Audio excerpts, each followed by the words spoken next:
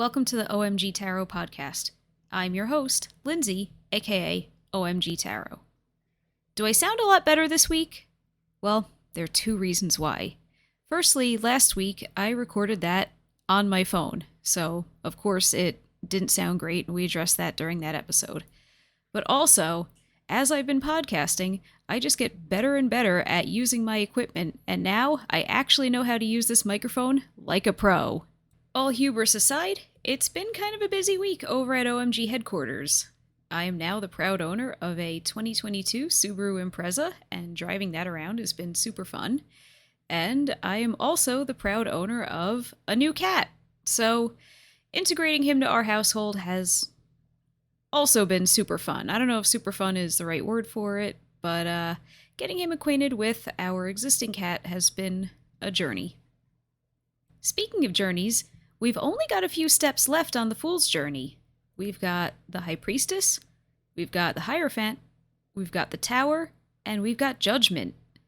So we are wrapping up our season 1 of this podcast within the next couple of weeks, which I think is exciting. So thank you everyone who's followed and listened and hung out with me.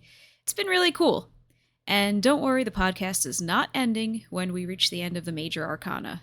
I'm going to take a couple weeks off and start back in January with season 2, which is going to be a lot more hands-on.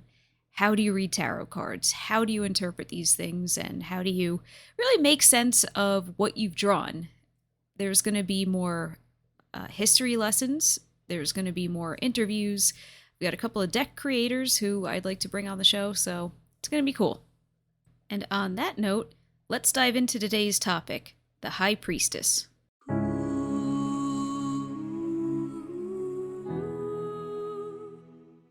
The High Priestess is number 2 in the major arcana. She comes after the Magician and before the Empress. She's often considered to be the most intuitive person in the deck. We see her seated on what looks like a concrete stone, and she's wearing long, beautiful, flowing blue and white robes. In her hand, she has what looks like the Torah, and she has a cross hanging around her neck. On her head, she has an interesting-looking crown that we're going to talk a bit more about in a few, and then down by her feet, we see a long, skinny crescent moon. She's seated between two pillars, a black one with the letter B and a white one with the letter J, and hanging between those pillars, we see a tapestry that's got a bunch of pomegranates on it. We've seen pomegranates in the tarot deck before. They're all over the Empress's outfit. Pomegranates symbolize abundance and fertility, and that's what they symbolize on both the High Priestess and the Empress. In tarot, this translates to creative energy. It's richness and it's lushness, and it's being able to enjoy the fruits of your labor as those fruits sustain you. This shared symbolism between the High Priestess and the Empress can drive a lot of readers to lump them together. And although there is some overlap in what each figure does for our main character, the differences between them are far more important, in my opinion, than the similarities. So remember how in last week's episode we did a comparison between the Emperor and the Hierophant, saying that the Emperor is dad and the Hierophant is like a teacher or a community leader in some way? Well, we have a similar parallel between the Empress and the High Priestess. A lot of people are quick to point out the similarities between the High Priestess and the Empress because they're both prominent female figures who appear quite early in the major arcana. In fact, they're right next to each other. The High Priestess is number 2 and the Empress is number 3. And I've often heard people call them both important feminine figures and really lump them together like that. And I think it's a lot more important to actually look at the differences there, because we're in the major arcana. The cards kind of have to be pretty different from each other because they're each critical stages of the Fool's Journey. We can't have, all right, well, this one is the supportive mother figure, and oh yeah, so is that one too. That's not how this works. The High Priestess is a lot more detached from our main character than the Empress, and her role kind of requires her to be. So if Empress is mom, think about what mom does. Mom is invested in your success, and only your and your siblings' success. She works hard to provide you with a good life, and she'll go to the ends of the world to ensure that you're well taken care of. The High Priestess is a teacher. She's got 30 other kids in this classroom and a curriculum that she needs to reach by the end of the school year. She doesn't have time for your personal nonsense. She's invested in seeing you grow and do well because she's your teacher. She's not entirely cold-hearted. But she doesn't live in your home and grocery shop for you and know all of your preferences. She's here to guide and to instruct and to grade you. But also, teachers don't give grades. Students earn grades. When you look at the High Priestess, hear that. I didn't give you that grade. You earned that grade. That really summarizes the energy of this card. So let's talk a bit more about the High Priestess as a teacher. As a teacher, she's a gatekeeper of knowledge, and she's the one who's going to hold your hand and guide you through the exercises and the lessons that you need to work through and succeed in order to grow. But she's not going to do the work for you.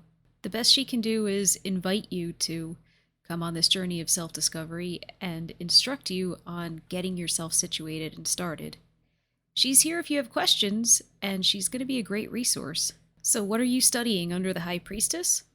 You're studying esoteric secrets. You're studying your intuition, and you're ultimately learning a lot about yourself, as well as your place in the world and all of the hidden behind-the-scenes things that aren't part of our mundane day-to-day life. Next week, well, 2 weeks from now, when we talk about the Hierophant, we're going to compare and contrast him and the High Priestess, because in a lot of ways, they're both teachers, but they're kind of the yin and yang to each other. While the High Priestess brings you into the yin, so to speak, the darker shadows kind of inner world, the Hierophant teaches you more about the yang, the external world, and how that affects you as you move through it. With the High Priestess, we see an image composition that we've seen before. She's seated here between two pillars, and as we've learned in previous episodes, in tarot, this setup of two pillars symbolizes a gateway. It's where you're asked to move forward and enter a whole new phase, or you can choose not to move through, but then nothing changes. Growth doesn't happen, new experiences don't occur.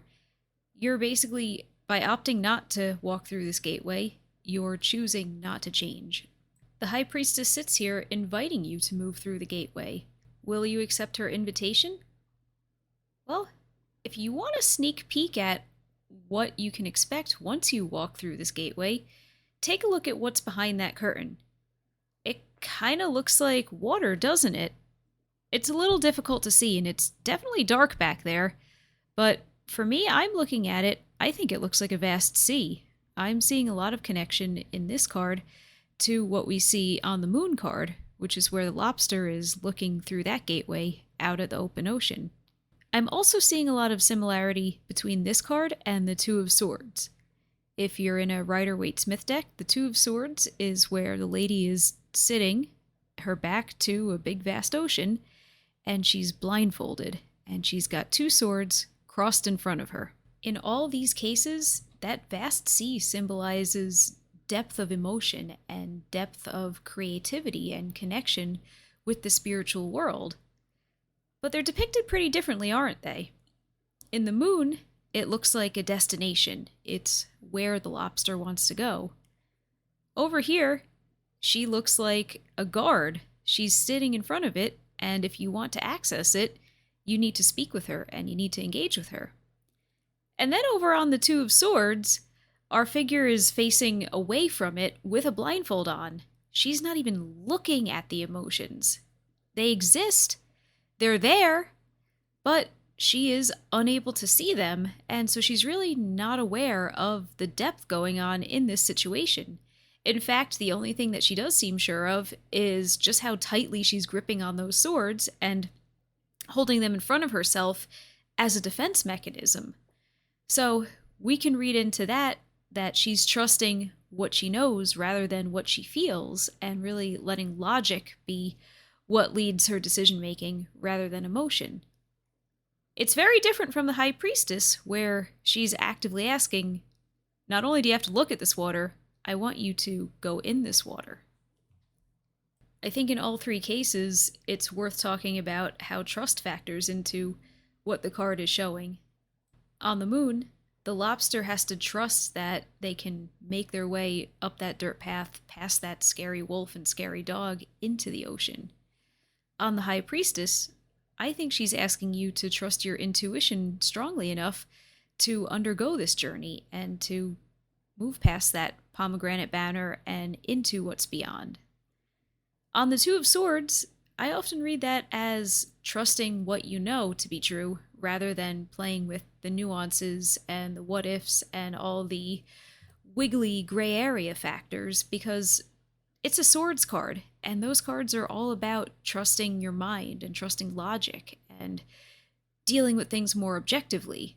That's not to say that it's never the right call to consider the nuances and the gray areas and the feelings, but that when you draw the Two of Swords, now is not the time. Now is, I gotta go with what I know. I gotta go with what's concrete here. The High Priestess is so not that. She invites you to explore, and we see this symbolized in a lot of the other images in her card, namely her flowy blue dress that looks a lot like ocean waves. The High Priestess is associated with the planet the moon, so kinda by extension, she's associated with the sign Cancer, but as we've talked about in previous episodes where a card is aligned with a planet versus a sign, there's a little bit of a difference there. And with the High Priestess, since we're looking explicitly at the moon here, we're looking explicitly at moon themes like your inner world and your feelings and how you pull in stimuli from the external world around you and turn it into meaning and turn it into understanding within. And you might be asking, why isn't the moon card associated with the moon? I don't know. The moon card is Pisces. We see the moon symbolism in that crescent moon at her feet and also in that crown on her head. The crown looks very similar to the triple goddess symbol, which if you're not familiar with, give it a quick Google. It's that symbol where it's two crescent moons, one facing left, one facing right, and a full moon in the middle. And this symbol represents the changing faces of the goddess as she moves through her life and the phases, and by extension, the changes that we go through. So think ideas of like the maiden, the mother, and the crone. That's what we're looking at here in this triple goddess symbol. It showcases how, although you might change cosmetically and externally, at your core, some part of you remains constant. You always remain yourself, no matter what phases you go through, and that's true of the moon. The moon is one big solid piece of rock up in space, and even though from our vantage point it might look like it's getting skinnier and fatter and skinnier again, that's really just an illusion. That's just what it looks like from planet Earth. And I think we can bring this back to the High Priestess by noticing how as you walk past this gateway and you do the spiritual work that she's inviting you to do, and you develop your intuition like she's asking you and guiding you to do, some part of you always remains static, and you grow, you change, but you never stop being yourself. You just kind of become a more evolved version of yourself. And that self is layered, and that self is emotionally complex, and that's what we see symbolized in her layers and layers of clothing.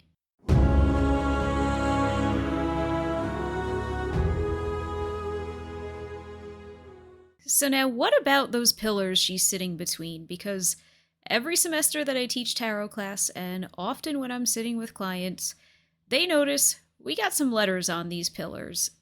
B and J. What's that all about? These speak back to the symbolism of the High Priestess being a gatekeeper before the esoteric knowledge and letting you into that world of esoteric deep knowledge. The B stands for Boaz, and the J stands for Joachim. These were the pillars that were at the front of Solomon's temple, which in the Bible was the temple where all of the hidden knowledge was stored. This is another example of Pamela Coleman Smith bringing in symbolism that wasn't there in decks that preceded her deck. On more traditional tarot decks, this card is known as La Papessa. There's actually a really cool story about the depiction of La Papessa in the Visconti Sforza Tarot that we don't have time to get into here, but I think I might like to write a blog post about it or maybe do a video about it in the future. So stay tuned for that, or if you want to do the research on your own, go down that rabbit hole. I just did a bit of research on this for this episode, and I thought it was cool. Getting back to our more modern High Priestess, there's a reason why these two pillars are black and white, and it's the same reason why the two sphinxes that are pulling the chariot are black and white. They symbolize the combining of yin and yang, so dark and light, projective and magnetic, masculine and feminine, all of the opposites coming together to work in tandem to support what the High Priestess is doing. We actually see one last symbol of this in the cross on her chest. Now, it can be very easy to see this and assume that this is a Christian symbol, but in fact, notice how each of the cross's arms are equal length. It's not positioned like your traditional Christian cross, and that's because this is what's known as a solar cross. A solar cross is a cross that symbolizes the four elements all together. You might also read it as the four seasons of the year. It's all about balance, and much like the black and white symbolism of the two pillars, it's all about all things coming together and noticing the extreme differences and giving space and recognition to the extreme differences, as well as how each of them kind of need to exist to balance each other out and enable the others to shine. So, that's a lot. The High Priestess is a complex card. What does she mean? When she comes up in a reading, the High Priestess means that you're being asked to get in touch with your intuition. You're being asked to go beyond the mundane and explore things that are abstract and things that are spiritual and look at how are things operating behind the scenes. As a major arcana card, she can show up to say you're in the midst of a spiritual awakening or a spiritual breakthrough. She could also be reminding you to look beyond the veil and to pull back the curtain and really examine things and potentially have to deal with not finding concrete answers and having to make meaning and find answers to the questions that you ponder. She shows up pretty early in the major arcana, and that factors into her meaning as well. At number 2, she comes right after the Magician, and she comes right before the Empress. In the Magician, the Fool first became acquainted with the tools that he'd be using on this journey he's about to embark upon.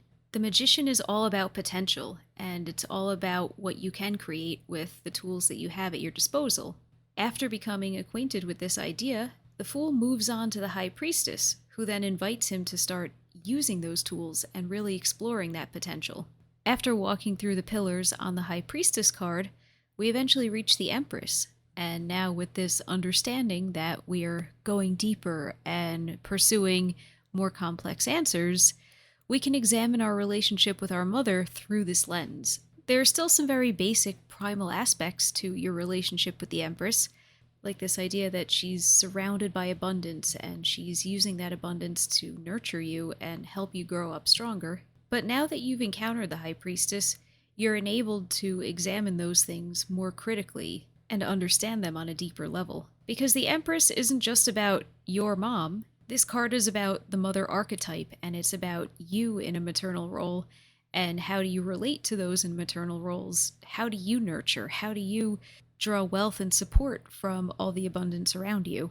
How do you cultivate that? So really, the High Priestess sets us up for taking this kind of look at all the other tarot cards, going from the Empress all the way to the end through the world. Does she also look back and have you look at the Fool and the Magician through this lens? Maybe. I mean, the cards are cyclical. Chew on that for a bit. That's exactly the kind of question the High Priestess would want you to answer for yourself.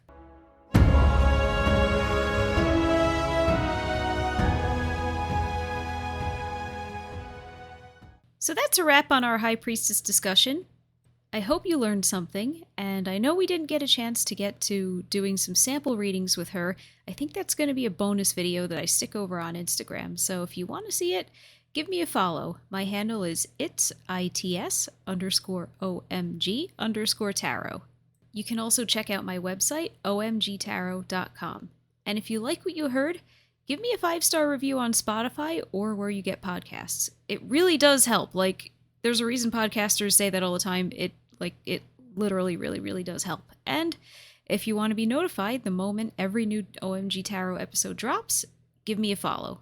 New episodes drop every Thursday, but because next Thursday is Thanksgiving, a new episode will not be dropping next week. I'm an American, so I'm going to be eating Thanksgiving that day. And if you're not an American, the quick and dirty is Thanksgiving is the holiday where we eat too much and then we go shopping. It's pretty fun. Then I'll catch us back the first week in December. So have a wonderful evening, a great weekend, and if you celebrate, have a fantastic Thanksgiving. We'll talk soon. Bye-bye.